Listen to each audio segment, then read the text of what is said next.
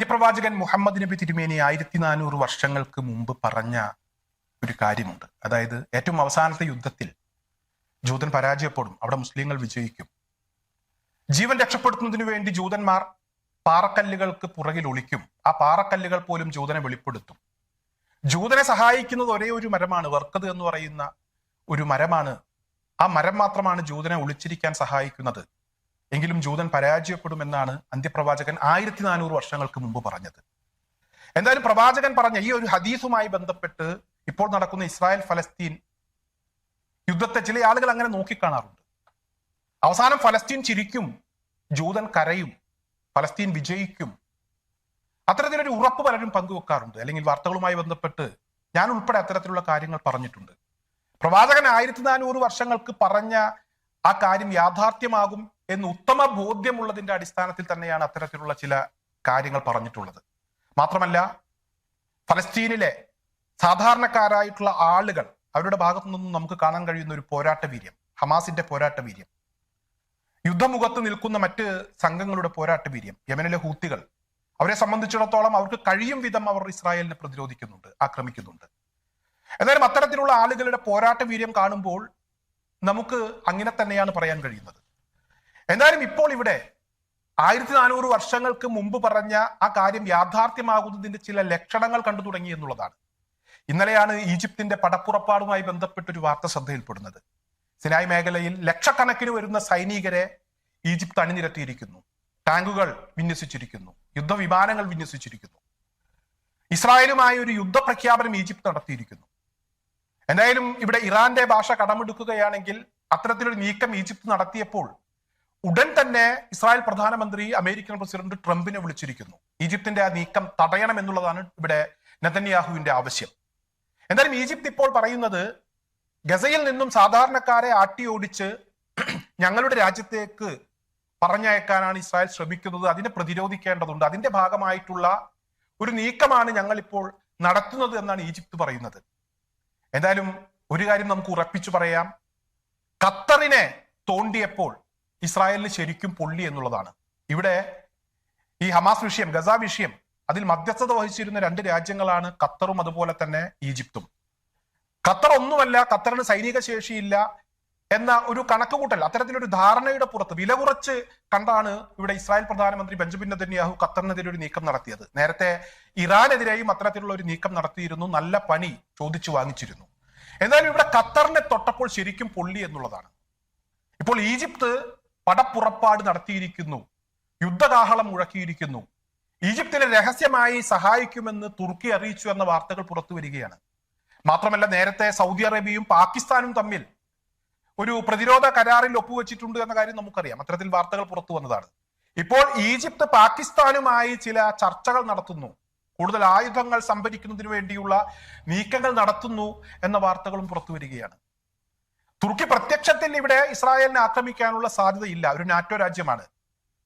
തുർക്കിയെ തിരിച്ചും Israel ആക്രമിക്കില്ല. തിരിച്ചാക്രമിച്ചാൽ NATO രാജ്യങ്ങൾ, European രാജ്യങ്ങൾ ഉൾപ്പെടെ ഇസ്രായേലിനെതിരെ തിരിയുന്ന ഒരു സാഹചര്യം ഉണ്ടാകും. എന്തായാലും അത്തരത്തിൽ ഇസ്രായേൽ അങ്ങോട്ടോ തുർക്കി ഇങ്ങോട്ടോ ആക്രമിക്കാനുള്ള സാധ്യത ഇല്ലെങ്കിൽ പോലും തുർക്കി വളരെ രഹസ്യമായി ഈജിപ്തിനെ സഹായിക്കാനുള്ള സാധ്യത വളരെ കൂടുതലാണ്. തുർക്കി അത് പറഞ്ഞു കഴിഞ്ഞു എന്നുള്ളതാണ്. മറ്റൊരു ഭാഗത്ത് ഇറാൻ ഇപ്പോഴും ഈ നീക്കവുമായി ബന്ധപ്പെട്ട് ഇറാന്റെ നിലപാട് വ്യക്തമാക്കിയിട്ടില്ല. തുർക്കിയുടെയും അതുപോലെ തന്നെ ഈജിപ്തിന്റെയും നിലപാടിൽ നിന്ന് മാറി ചിന്തിക്കാനുള്ള ഒരു സാഹചര്യം എന്തായാലും ഇപ്പോൾ ഇറാൻ അങ്ങനെ ഒരു തീരുമാനമെടുക്കാനുള്ള സാധ്യതയില്ല.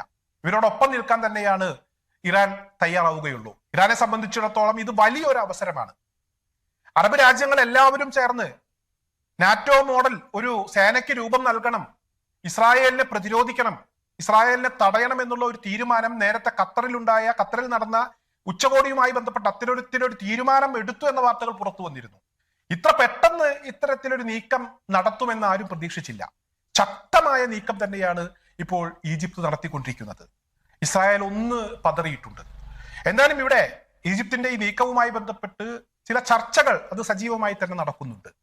അതായത് ഈജിപ്തിനേക്കാൾ ശക്തമാണ് ഇസ്രായേൽ, ഇസ്രായേലിനേക്കാൾ ശക്തരാണ് ഈജിപ്ത്, അങ്ങനെയൊക്കെയുള്ള ചർച്ചകളാണ് നടക്കുന്നത്. യഥാർത്ഥത്തിൽ ഇവിടെ ഡ്രോണുകളുടെ കാര്യത്തിലും അതുപോലെ തന്നെ യുദ്ധവിമാനങ്ങളുടെ കാര്യത്തിലുമൊക്കെ ഈജിപ്തിനേക്കാൾ മുന്നിലാണ് ഇസ്രായേൽ. അക്കാര്യത്തിലൊന്നും തർക്കമില്ല. എന്നാൽ ഇസ്രായേലിനേക്കാൾ ഇവിടെ ഈജിപ്തിന്റെ പട്ടാളം, അതിന്റെ അംഗസംഖ്യ അത് വളരെ കൂടുതലാണ്. 4.5 ലക്ഷത്തോളം ആർമിയുണ്ട് ഈജിപ്തിന്. 3,70,000 വരുന്ന റിസർവ് സൈനികരുമുണ്ട്. ഇസ്രായേലിന്റെ സൈനിക ശേഷിയെക്കാളൊക്കെ എത്രയോ മുന്നിലാണ് ഈജിപ്ത്. മറ്റു കുറവുകൾ പരിഹരിക്കുന്നതിന് വേണ്ടി തുർക്കി കൂടെ രംഗത്തെത്തിയാൽ ഇസ്രായേലിന്റെ നില പരുങ്ങലിലാകും എന്ന കാര്യത്തിൽ യാതൊരുവിധ തർക്കവുമില്ല. ഇറാന്റെ നിലപാട് ഇറാൻ വ്യക്തമാക്കിയിട്ടില്ല എന്ന കാര്യം ഞാൻ പറഞ്ഞു. മറിച്ചൊരു തീരുമാനം എടുക്കാനുള്ള സാധ്യത വളരെ കുറവാണ്. ഇസ്രായേലിനെതിരെ ഒരു അവസരം കിട്ടിയാൽ ആ അവസരം പരമാവധി പ്രയോജനപ്പെടുത്തും ഇറാൻ. അക്കാര്യത്തിൽ യാതൊരുവിധ തർക്കവുമില്ല. എന്തായാലും ഇവിടെ ഇറാന്റെ മിസൈൽ ശേഷി അത് എത്രമാത്രം ഉണ്ട് എന്നുള്ളത് കഴിഞ്ഞ 12 ദിവസം നീണ്ടുനിന്ന യുദ്ധത്തിൽ നമ്മളൊക്കെ കണ്ടതാണ്. ഇസ്രായേലിനെ ശരിക്കും പറഞ്ഞാൽ വിറപ്പിച്ചു കളഞ്ഞു ഇറാൻ. അത്രമാത്രം വലിയ പ്രഹരമേൽപ്പിക്കാൻ 12 ദിവസം കൊണ്ട് ഇറാന് കഴിഞ്ഞു. അത്തരത്തിലുള്ള ഇറാൻ കൂടെ ഇവിടെ ഡ്രോണുകളുടെ കുറവും അതുപോലെ തന്നെ മിസൈലുകളുടെ കുറവും ഒക്കെ പരിഹരിക്കാൻ ഈ യുദ്ധമുഖത്തേക്ക് ഇറങ്ങുകയാണെങ്കിൽ തീർച്ചയായും ഇസ്രായേൽ പരുങ്ങിപ്പോകും, ഇസ്രായേൽ പതറിപ്പോകും, ഇസ്രായേൽ പരാജയപ്പെട്ടു പോകും എന്ന കാര്യത്തിൽ യാതൊരുവിധ തർക്കവുമില്ല. നേരത്തെ ഇവിടെ 6 ദിവസം നീണ്ടു നിന്ന ഒരു യുദ്ധത്തിൽ ഇസ്രായേലിന്റെ വിജയം അത് ചരിത്രത്തിൽ രേഖപ്പെടുത്തിയ ഒരു വിജയമാണ്. എങ്ങനെയാണ് അന്ന് ഇസ്രായേലിന് വിജയിക്കാനായത് എന്ന കാര്യം ആ യുദ്ധവുമായി ബന്ധപ്പെട്ടുള്ള കാര്യങ്ങൾ പരിശോധിച്ചാൽ നമുക്ക് മനസ്സിലാക്കാൻ കഴിയും.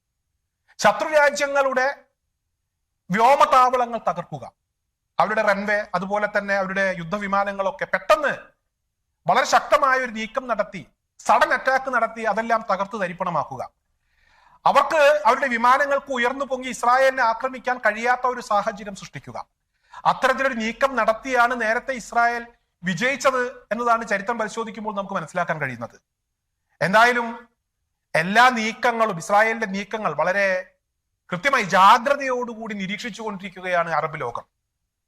അറബ് ലോകം തിരിച്ചടിക്കുമെന്ന് പ്രതിജ്ഞയെടുത്താണ് ദോഹയിൽ നടന്ന ആ ഉച്ചകോടി അവസാനിച്ചത്. UAE മാത്രമാണ് മറിച്ചൊരു അഭിപ്രായം പറഞ്ഞത്. ഇസ്രായേലിനെ ആക്രമിക്കുന്നതിനോട് യോജിപ്പില്ല എന്നുള്ള ഒരു അഭിപ്രായം.